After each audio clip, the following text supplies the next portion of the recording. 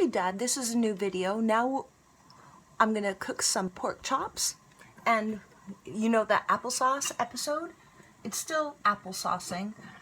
I'm gonna trick you because I'm not actually gonna put that applesauce on the pork chops, although it's excellent. What I'm gonna do is got some mashed potato or potatoes steaming in here. I've got a big pan over here, and I have a friend over, so I'm gonna put on a few pork chops, fry them up in the pan.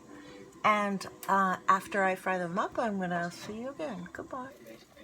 Hey Dad, I'm continuing on with the new recipe. So what I've done is, okay, the applesauce is getting nice and thick. I'll tell you about that later. Potatoes I've mashed. I put a little butter and cream in there, salt and pepper. It's just staying warm. Can you see that? That's the pan that I fried up the pork in, and I've chopped up too many mushrooms. I've got about 20 mushrooms here. You only probably need a dozen. I've got a friend over, so I want to make a lot of gravy so that we can put it on the mashed potatoes too and the pork. So what I'm going to do is just throw this baby in there.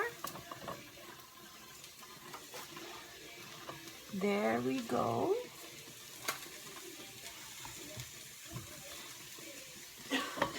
And let those sweat out.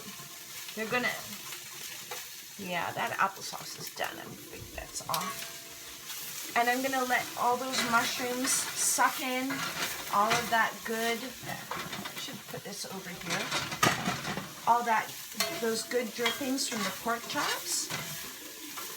No salt and pepper or anything. And I'm gonna cheat a little bit, because I've got, what I should do, I don't have any pots left. I should put this water in a pot and put in 2 teaspoons of this mushroom base. But I'm not gonna. I'm gonna cheat a little bit. Oh, damn it, the plastic's on there. Okay, I'm gonna get the plastic off. Goodbye. Hi again. So rather than boiling up this water and stock together, I'm gonna cheat a little bit and put in, 2 teaspoons, because I've got 2 cups. This is smaller, my spoon is smaller than a teaspoon. And stir it up a little bit, because it's going to heat up in the pan. And so that's what I'm going to do. I'm just going to, they're sweating out a little bit. I'm going to put in a lot of water, actually, because I want a lot of gravy. And just let that boil up. The next step I'm going to show you is about ginger. Goodbye. I'm going to let it... Sorry I'm confusing you, Dad. So I've got a bit of fat in that, with those 2 cups of stock and the mushrooms. There was some fat in there. I'm going to put in like some flour, like a little bit here. Probably, I've got about 2 tablespoons in there. If I need to add more fat, I will, but I want that to thicken up. Oh, sorry. Turn it off. Okay, I'll be stirring that. Goodbye. Okay, I did that a bit wrong. I should have put the flour in first. I kind of am distracted. But when I was living in Japan, when they cook pork, it was never without some ginger. And you might be thinking, what do I do with this thing? It's really easy. Over the sink, I probably would get it a little bit wet, but you want to get a bit of a paring knife. And so I've got a good bulb of garlic. I'm going to get a bit wet, and you just shave it down like this. So you see how easy that's coming off? There's no peeling. Oh, it smells good. It smells lovely.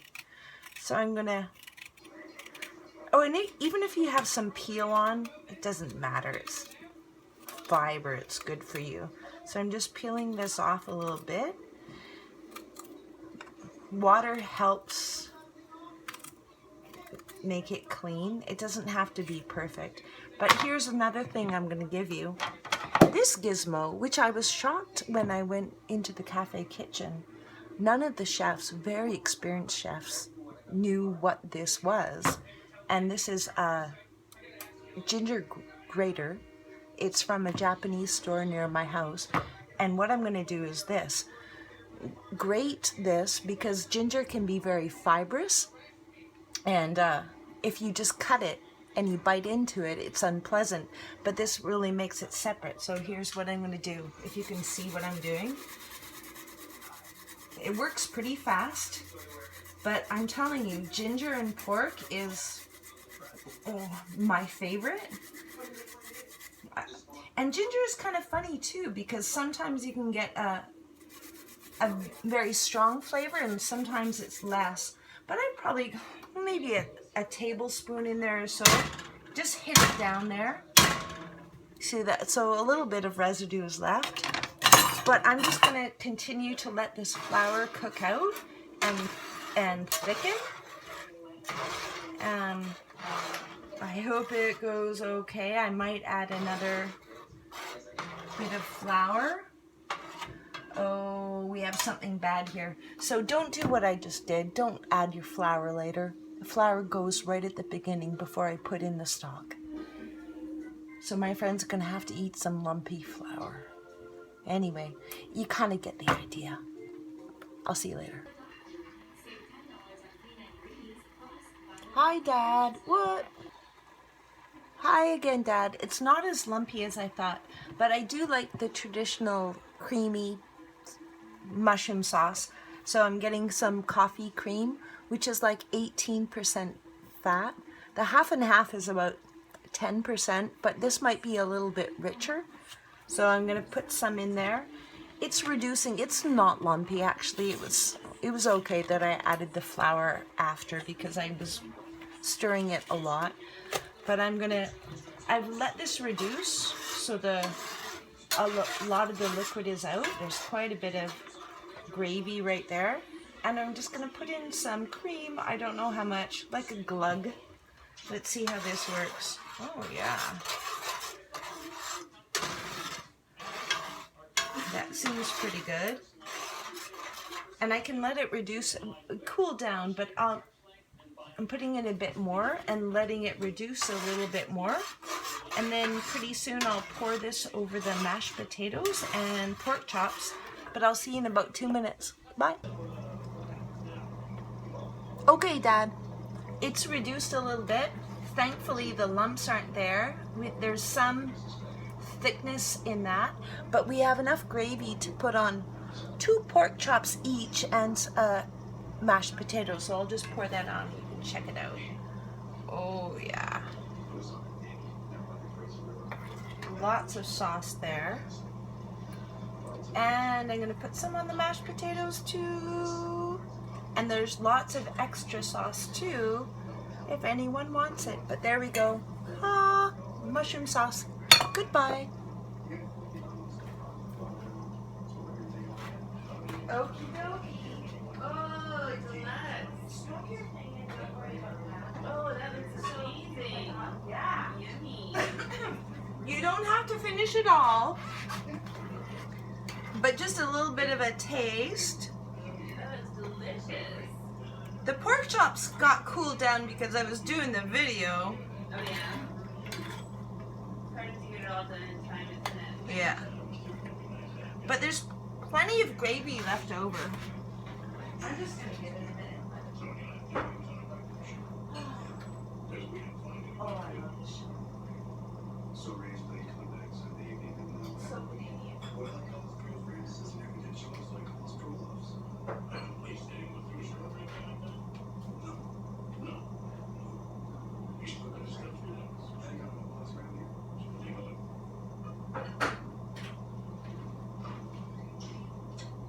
So when Ray left here, you have to remember what kind of movie he was in? Yeah, he was Justin. Trying to figure out where he can fit in.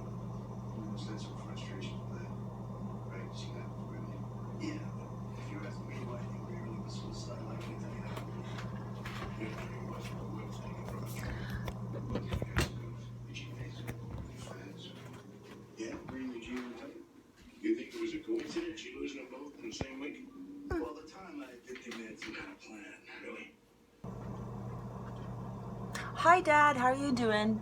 Okay, next recipe is something that you're really gonna like because you speak longingly and lovingly of Christine Ames' fall off the pork back ribs. So she gave me the recipe, and here it is. I'm gonna just get started with the marinade, but first, the recipe that she gave me calls for 3 pounds of, and I'm trying to do imperial for you, not metric, 3 pounds of pork back ribs, but the one I just got at the supermarket is about 2 pounds.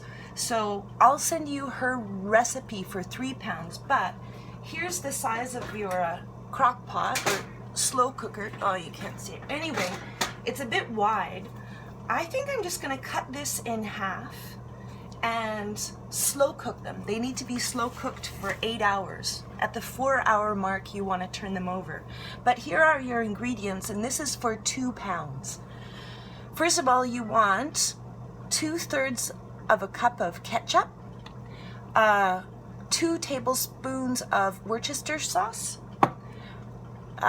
just under a 1/4 cup of cider vinegar. I have apple cider vinegar. You need a clove of garlic crushed. I don't know if you have one of these things, but you would put the garlic in there and just squish it, and that would crush it. Okay, you also need 1.5 tablespoons of Dijon mustard and 3 tablespoons of honey. So I'm just gonna mix these ingredients up, and I'll talk to you later.